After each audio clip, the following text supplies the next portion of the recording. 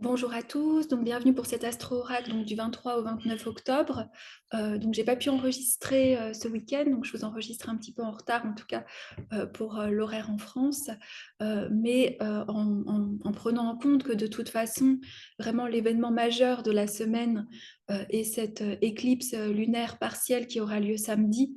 Donc j'allais dire on est comment on pourrait dire, on est dans les temps hein, pour pouvoir peut-être essayer toujours de sentir, en tout cas, hein, ce que ces archétypes planétaires en mouvement peuvent nous aider peut-être à mettre du sens ou en tout cas à relier avec à la fois ce qu'on vit individuellement et aussi collectivement. Hein. Donc, on l'avait dit à plusieurs reprises, hein, qu'il y avait vraiment cette idée d'un mois d'octobre avec une intensité toute particulière et très challengeante dans le sens aussi de transformatrice avec Pluton en nous confrontant avec vraiment cet archétype plutonien qui nous met tant face à l'ombre du collectif que face aussi à nos propres ombres individuelles, même si j'allais dire au niveau du symbole, en tout cas, on sait que une des étymologies de Pluton qui était Plutus, c'est la richesse cachée. Donc on en sortira sans doute transformé et riche, même s'il y a quelque chose de très insoutenable dans ce qu'on peut regarder, sentir, observer. Donc on commence avec l'entrée du soleil dans le signe du Scorpion. Hein.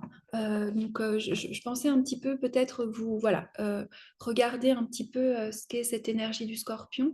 Donc pour saisir, j'allais dire une expression zodiacale hein, j'allais dire dans son énergie archétypale, on peut regarder déjà plusieurs choses. Euh, les signes zodiacales sont les domiciles de certaines planètes, hein, et le Scorpion est le domicile à la fois de Mars pour les anciens et puis aussi de Pluton pour les modernes. Donc ça nous renseigne aussi sur un signe qui est féminin. En astrologie, tous les signes d'eau sont des signes féminins. Donc c'est la régence féminine, j'allais dire, de Mars. Hein. Mars régit aussi le bélier qui est masculin. On l'avait vu puisque Mars est aussi en Scorpion, donc il est en domicile, même s'il est conjoint au Soleil toute cette semaine. Il est de ce qu'on appelle dans son chariot. Hein. Mars est dans son chariot puisqu'il est chez lui, donc il est un petit peu protégé d'être brûlé par le Soleil. Donc ça crée aussi une extrême intensité. Hein. Le Scorpion est parfois, j'allais dire, craint, redouté, mal compris. C'était Luc Biget qui l'évoquait vraiment comme étant l'éboueur du zodiaque, qui était comme ce lieu où on devait transformer, régénérer. Et pour moi, un signe ne peut être compris forcément que en regardant le signe en face, le taureau, hein, et ce qui va être aussi vraiment l'axe qui va être mis en jeu pendant cette pleine lune hein, qui aura lieu en taureau. Donc on est vraiment dans l'axe un petit peu alchimique, dans le sens où le scorpion essaye toujours de transformer ce qui était peut-être prisonnier de la matière, hein, ce que faisaient les alchimistes où ils voulaient libérer la Sophia, hein, qui était prisonnier de cette matière trop dense et trop lourde. Et c'est vrai que il y a cette idée dans le scorpion aussi où il nous faut descendre, hein, c'est ce qu'on appelle la catabase. On voit ça dans énormément de mythes. Hein. Alors, ils ne sont pas tous revenus forcément victorieux. Hein. On pense à Orphée qui a voulu sauver Eurydice et qui devait ne pas se retourner et qui s'est retourné. Des Psyché, des Perséphone. À un moment donné, il semble que dans le chemin du héros, hein, on doit aller se confronter avec ce qui était sous le dessous, ce qui était caché, ce qui était dans l'ombre, ce qui était, j'allais dire, qui faisait partie d'une sorte de totalité indifférenciée. On doit aller éclairer quelque chose. Pour certains, comme Perséphone, on doit même aller se marier avec Hadès. Hein. Donc il y a cette idée toujours d'intégration de ce qui était dans le dessous. Et le scorpion, non sans violence parfois, puisque il y a aussi cette idée liée à la destruction, il y a aussi cette idée liée à la mort, hein, mais avec aussi le mystère du taureau et du scorpion, qui est finalement que tout ce qui est impermanent trouve aussi des fois une forme de permanence pardon, dans les formes du taureau, hein, et que le taureau qui est le signe de la matière, qui est le signe de la présence, qui nous renvoie à ce qu'on construit, si on s'attache trop, j'allais dire, aux formes, on prend le risque justement de faire une expérience du scorpion beaucoup plus violente, où tout d'un coup, il y a quelque chose vraiment qui nous renvoie à cette impermanence, à cette humus, à ce côté finissable, comment on pourrait dire, je trouve plus le mot, vraiment à quelque chose qui se termine, hein. Donc on a aussi l'idée pour moi, le scorpion me fait penser, alors c'est pas que de moi, à deux mythes, hein, pour essayer de saisir. On ne saisit qu'une planète, ou on ne saisit qu'une énergie zodiacale dans toutes ces corrélations, hein, qu'on fait. C'est-à-dire que vous ne pouvez pas saisir le scorpion juste comme le scorpion. Vous le saisissez dans son aspect parfois noir, dans son aspect ombre, dans son aspect magicien, dans son aspect alchimique, dans son aspect passionné, hein. Donc on saisit, j'allais dire, l'archétype dans toutes ses représentations, ou ses expressions, ou ses images, ou ses mythes, hein. Et il y a le mythe de l'hydre, hein, qui a fait partie justement d'un des 12 travaux d'Hercule, où Hercule doit combattre avec ce monstre qui a sans cesse une tête qui réapparaît. C'est-à-dire qu'à chaque fois qu'il lui coupe la tête, hein, il se nourrit vraiment, euh, et il renaît sans cesse. Et Hercule, aidé par ce qu'on appelle les gens du pays, hein, donc il n'est pas aidé seul, il arrive enfin à terrasser le monstre en lui coupant la tête et en la mettant sous la pierre, donc en la remettant à sa place, hein. Et c'est souvent la difficulté dans l'expérience du scorpion, où il y a une énergie très très totalisante des choses, et on va le voir parce que un aspect qui est en train de se construire et qui sera en plus exact pendant la pleine lune, c'est cette conjonction entre Mercure et Mars en Scorpion, qui peut vraiment dans l'ombre donner une sorte d'intensité émotionnelle, avec quelque chose en nous qui cherche justement à nourrir les têtes et à essayer de comprendre ce qui est très difficile à comprendre. Comprendre le Scorpion, c'est prendre le risque justement d'amplifier la tête, et que ces têtes euh, prennent toute la place, hein. Et je trouve qu'il y a quelque chose aussi d'assez symbolique, puisque malgré peut-être l'intensité de cette pleine lune, il y aura une opposition avec Jupiter en Taureau, qui pourrait représenter symboliquement cette pierre, ou en tout cas ces lois, ou ces grandes lois cosmiques, qui nous dit des fois il existe des grands principes, le principe de polarité, de correspondante, et de remettre les choses à sa place, en fait, pour calmer aussi cette énergie d'un mental obsessif, hein, paranoïaque même, on pourrait dire, hein, en Scorpion. Donc quelque chose, j'allais dire, où on doit être vigilant en nous. Ça me fait penser aussi à ce conte, vous savez, du grand-père avec son fils, où on lui dit... je crois qu'il dit à son grand-père, mais j'ai deux loups en moi. Enfin, j'ai deux choses en moi. Il y en a un voilà, qui lui dit des belles choses, et puis il y en a un autre qui est plein de destruction, de plein d'ombre, et le grand-père lui dit, mais ça dépend à qui tu donnes à manger, hein. Donc je pense qu'il y a quelque chose comme ça, où le risque, avec cette intensité, ce serait vraiment de donner à manger aux monstres, et qui prennent de plus en plus de place, hein. Même si on sait que monstre, c'est l'ancien français de mostrare, je crois. Donc ça vient nous montrer quelque chose qui doit être intégré, qui doit être par exemple comme Perséphone, avec lequel on doit faire une alliance quelque part. Et ça me permet de rebondir sur un autre mythe, ce mythe de l'alliance ou du pacte, qui est le mythe de Faust, qui est un des derniers mythes modernes, où le docteur Faust fait un pacte avec... même, je ne me rappelle jamais comment prononcer, moi je crois que c'est mon côté un peu de cerveau arborescent, où je transforme toujours les noms. Mephistopheles ou quelque chose comme ça, Mephistopheles, hein, en tout cas avec le diable, qui lui promet la connaissance absolue, hein. Et Faust donc est fasciné, puisqu'il est capable d'aller regarder les cieux, il est capable de descendre dans les enfers, il rêve d'un lion. Mais par contre, il a perdu, et l'interprétation de Luc Biget est magnifique, mais Faust a perdu toute capacité de symboliser, hein. Et on sait que le symbole, il permet justement de soutenir la tension entre deux opposés. Donc c'est pour ça qu'on parle aussi beaucoup de l'astrologie, qui nous permet aussi, au travers du langage symbolique, de comprendre de force, et de quelque part... dépasser justement quelque chose de la dualité. Et Faux se prive du cœur, se prive du monde symbolique, se prive de la capacité, j'allais dire, à aussi réenchanter son monde. Et pourquoi souvent on associe notre société très faustienne. Je pense que vous nous avez souvent entendu à l'époque où il y avait Thomas aussi avec nous dans le podcast sur Alchimie du ciel, parler de ces pactes faustiens. Hein.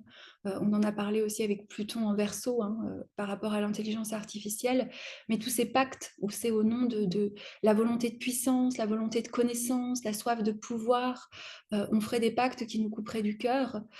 Et je pense que ce qui se passe dans le monde pardon, ce qui se passe dans le monde en ce moment, ce symbolisme aussi du scorpion avec cette éclipse peut nous mettre aussi, hein, avec cette présence vraiment très forte de Mercure et de Mars par rapport à certains pactes qu'on pourrait faire au nom de comprendre, de savoir, d'exister, d'être quelqu'un, euh, et, euh, et l'ombre que cela peut comporter aussi. Pourquoi? Parce que ça nous priverait justement euh, d'une forme d'humus que nous ramène souvent le taureau, ou cet axe taureau-scorpion dans sa totalité, c'est-à-dire d'accepter l'impermanence des choses et que cette quête d'immortalité, je pense aussi à Gilgamesh, hein, qui est parti en quête d'immortalité et finalement, une fois qu'il a trouvé la potion, il se l'est fait manger par un serpent.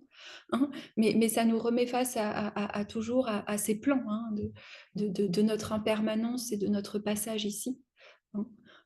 Et justement, quelque chose qui est assez beau aussi, c'est que dans ce passage du scorpion, donc c'est lundi, donc aujourd'hui au moment où j'enregistre, le lendemain, mardi, le soleil est en trigone à Saturne, donc je trouve qu'il y a cette invitation, même si justement, pour reprendre ma métaphore de quelque chose qu'on pourrait nourrir, Saturne en poisson nous amène quand même à maîtriser quelque chose dans sa beauté. Saturne, même si souvent il a très mauvaise presse, c'est quand même le sage. Pour moi, c'est quand même, je vous le dis souvent, Merlin, Gandalf, ou je ne sais pas quelle figure, mais il représente quelque chose qui pourrait nous permettre quand même de respecter un temps, un tempo. Et peut-être aussi, Saturne, c'est la planète du visible et de l'invisible. Beaucoup de gens le voient comme une limite. Hein. On nous dit souvent avec Saturne, tu dois poser tes limites. Mais Saturne, il renvoie surtout à la notion de frontière, en nous disant il y a quelque chose qu'on peut maîtriser dans ce qu'on voit, et puis, mais il y a tout ce qu'on ne voit pas, qui nous ouvre la porte de l'invisible. Et il y a vraiment ce passage aussi, hein, je trouve, où on peut, j'allais dire, faire face à la réalité avec laquelle on peut maîtriser. Et puis, dans le scorpion, on est souvent face à tout ce que justement était enfoui, était caché, toutes ces mémoires aussi, que ce soit du collectif aussi, toutes ces mémoires de la violence, toutes ces mémoires liées à comment on nourrit la bête, entre guillemets, comment on nourrit quelque chose aussi. Euh, comment c'est nourri. Et donc, il y a vraiment cette image, je trouve, très, très fort que nourrit-on-nous, en fait, en nous et à l'extérieur de nous, hein, sans pour autant nier, puisque si on refoule le scorpion, on sait très bien qu'il va nous revenir dans une sorte de force volcanique, hein, qui est aussi un des aspects, comme je vous le disais, qui se construit de ce Mars en scorpion et Mercure en scorpion. Il y a quelque chose du volcan, je sais ici, je dis ça parce que ici, alors le volcan que j'ai en face de moi, c'est un volcan d'eau, donc il est éteint, hein, mais ceux qui sont derrière le volcan de feu, souvent il fait du bruit, et beaucoup de gens disent ah ben, ça permet de libérer la terre, c'est-à-dire que ça évite les tremblements de terre quand même que l'énergie du volcan libère. Je ne sais pas si c'est scientifique ou pas, mais en tout cas c'est ce qui se dit. Mais il y a cette idée aussi, voilà, de libérer quelque chose avec Mars en Scorpion, parce que sinon on pourrait avoir ce volcan qui explose aussi. Et comme il y a la conjonction à Mercure, il y a vraiment quelque chose par rapport à ces têtes de l'hydre. Alors, je pense vraiment que ça peut donner, et là je vais passer aussi, enfin, il y a vraiment une synchronicité, enfin, en tout cas un alignement assez fort, astrologiquement parlant. Hein. Donc toute cette semaine est un petit peu le préparateur de la culmination de cette pleine lune. Donc la pleine lune aura lieu dans l'axe taureau-scorpion. Donc la lune est en taureau, forcément le soleil est en scorpion à 5 degrés. Euh, ou je me suis peut-être trompée, 5 degrés, oui, non, 5 degrés, qui était d'ailleurs le lieu de rétrogradation, enfin le point de rétrogradation de Jupiter. On a en face, donc on a une conjonction à Jupiter qui est exacte un peu plus tard, hein, une fois que la Lune a passé son climax de rencontrer le Soleil, elle va peut-être rencontrer Jupiter, donc ce qui peut nous laisser une promesse que malgré cette intensité, il y a peut-être une résolution, et il y a vraiment cette idée de régénération. Je lisais Là, juste à l'instant, c'était Abou Machar. Abou Machar, c'est un astrologue hellénistique, enfin, en tout cas arabe, et il disait souvent que quand une planète était régénérée, il comparait ça, vous savez, quand vous avez fait une détox, mais que vous n'allez bien qu'après. Donc il y a peut-être cette idée-là avec cette éclipse, que voilà, c'est intense, on a l'impression qu'on se détoxifie et que on pourrait être tenté de nourrir le monstre de l'hydre en, en réveillant encore les mémoires et en pensant que ces mémoires sont là et les alimenter, ou au contraire, se dire qu'on est en train tout simplement de les purifier vraiment parce que la régénération vient après. Hein. Donc là, je vais reprendre un peu, parce que je crois que je me suis un peu perdue dans mon fil de ma pensée. Donc, je reprends. Donc, il y a une culmination avec beaucoup d'événements. Donc, on a cette pleine lune qui est aussi une éclipse, hein, même si les nœuds lunaires sont en bélier et en balance, hein, mais comme ils ne sont pas très très loin, hein, donc c'est pour ça que c'est une éclipse partielle, elle n'est pas totale. L'éclipse, forcément, se fait puisqu'on a le nœud nord en taureau et la lune, donc c'est une éclipse où ce qui se fait, on va dire, vers la tête aussi du dragon. Hein. Et on a aussi la présence du soleil qui est conjoint justement à Mars, qui est conjoint justement à Mercure. Donc on a vraiment cette intensité opposée à Jupiter, et on sait que Jupiter, alors je dis souvent, vous m'avez souvent entendu dire pendant la rétrogradation de Vénus, oui mais c'est Jupiter. Mais là, Jupiter face à Mars, il y a aussi cette amplification, hein, ça peut être l'amplification de ce qui est lié à Mars, hein, et l'amplification de ce qui est lié à Vénus, souvent est un petit peu, c'est pas qu'elle est moins embêtante, mais l'amplification de la passion, du désir, bon, après aussi il peut y avoir de la séduction, mais là il y a Mars quand même symbole, surtout en Scorpion, du guerrier, d'une forme de violence, hein, aussi c'est vraiment, on est un peu entre guerre et paix quelque part. Hein. Pourquoi? Parce que la Lune est régie par Vénus et Mars et le régent du Scorpion, hein, et le Soleil est en Scorpion, donc il y a vraiment cet affrontement, cette recherche d'un dialogue pacifique, on pourrait dire aussi, avec ce Jupiter, Lune en Taureau, et puis cette intensité aussi très très dans l'ombre, Mars-Mercure en Scorpion, si je le ramène au niveau individuel, c'est aussi vraiment une parole mais blessante. Hein. C'est quelque chose qu'on a accumulé et qu'on dit comme ça vraiment dans l'intention de piquer. Hein. Par contre, la lumière de cet aspect vraiment, hein, c'est que cette pleine lune vient terminer le cycle des éclipses qui avait commencé le novembre 2021, donc exactement le 19 novembre 2021. On a eu ensuite en avril 2022, en mai 2022, donc 30 avril 2022, 16 mai 2022, 25 octobre 2022, et vraiment la dernière très forte qu'il y a eu était le 8 novembre 2022, hein, où la pleine lune en taureau était conjointe à Uranus. Alors dans le monde, il y avait eu un effondrement financier de beaucoup de crypto-monnaies, il y avait vraiment des choses assez fortes et surprenantes. Donc là, c'est une éclipse quand même qui termine quelque chose. Hein. Donc peut-être que ces conversations sont les dernières détox, j'allais dire, ou les dernières purifications nécessaires de quelque chose. Hein. Mais là, pour le coup, j'écoutais aussi quelqu'un que j'aime beaucoup, il disait, d'habitude, on dit go with the flow.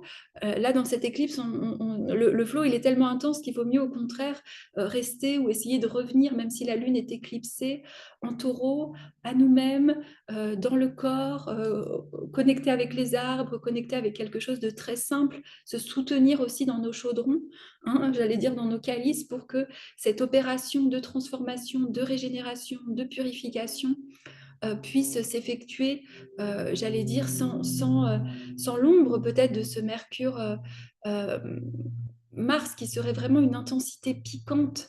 Hein. Et je pense aussi que la beauté de cet aspect, c'est ce que je voulais vous dire, puis j'ai fait un petit détour, c'est vraiment aussi la possibilité de peut-être mettre des mots, de vraiment arriver à quelque chose de très authentique, vous savez, où on ne peut plus mentir, on sent qu'on ne peut plus tricher.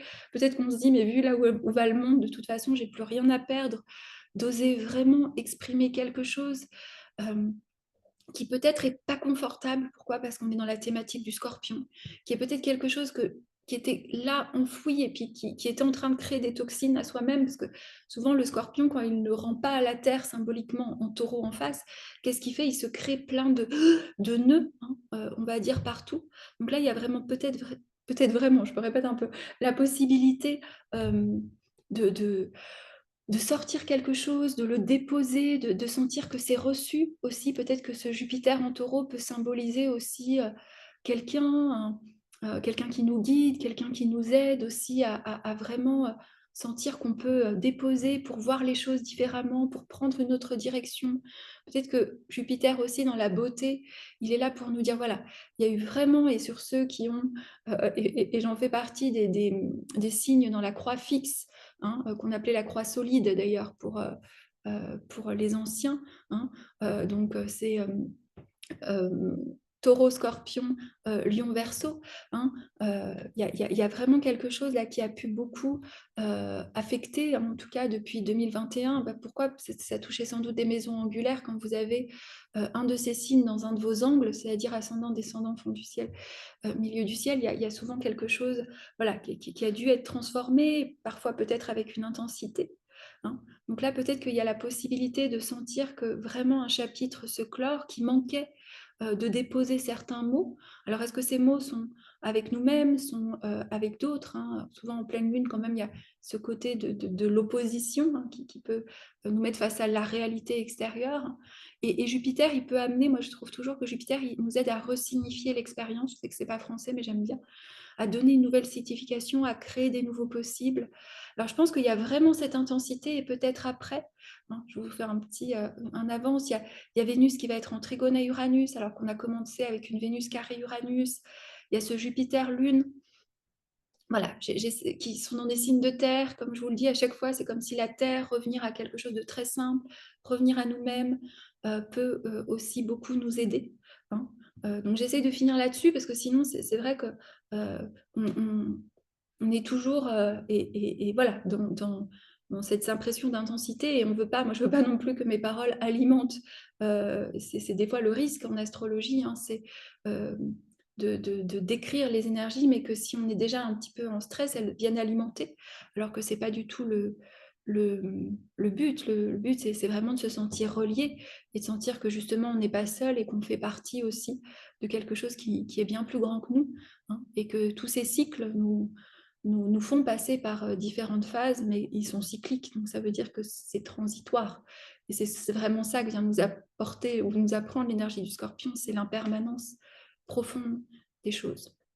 Donc voilà pour cette semaine, je vous remercie. Donc pour ceux qui sont natifs du Scorpion, j'ai créé justement une petite séance pour les révolutions solaires, hein, donc c'est pour les anniversaires, avec aussi, pour celles et ceux qui le souhaitent, un regard sur certains astéroïdes liés ce qu'on appelle les déesses de l'ombre, hein, Médée, Circé. Voilà, donc vous pouvez m'écrire, ou ceux qui veulent juste leur déesse de l'ombre aussi. Donc il y a toujours ce rendez-vous, donc le 3 novembre, bah, c'est déjà c'est la semaine prochaine. Donc la semaine prochaine, le 3 novembre, on regardera ensemble le mois de novembre. Donc le lien est dessous, l'inscription est gratuite, les replays sont gratuits. Enfin, j'ai pas forcément peut-être le mot plus juste, c'est quelque chose, voilà, qui quand j'écoute à l'intérieur de moi, est amené à être partagé. Euh, et puis voilà, donc j'ai pas encore, je vous disais, prenez le blog. Voilà, je suis dans une comment on pourrait dire ça? J'ai Uranus sur mon soleil, et je sens le besoin de changer certaines choses encore sur mon site, des choses comme ça. Donc ça viendra petit à petit. Je vous souhaite à tous une très belle semaine.